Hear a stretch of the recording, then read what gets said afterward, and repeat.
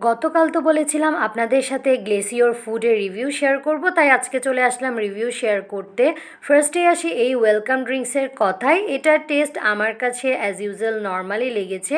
এরপর আসলো আমাদের ইতালিয়ান পাস্তা। এটা দেখতে অনেক বেশি লোভনীয় আর ইয়ামি লাগছে, আর এটার টেস্টও কিন্তু ততটাই অনেক বেশি মজার ছিল। আমাদের সবারই এটাই সব থেকে বেস্ট লেগেছে প্রত্যেকটা আইটেমের মধ্যে।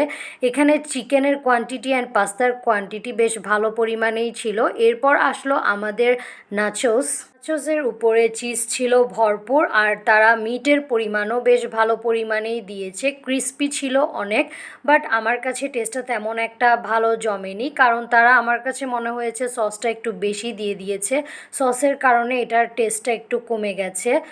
এরপর আসে আমাদের হানি চিকেন ক্যাশিউনাট সালাদ। এটা দেখতে অনেক বেশি ইয়ামি লাগছে।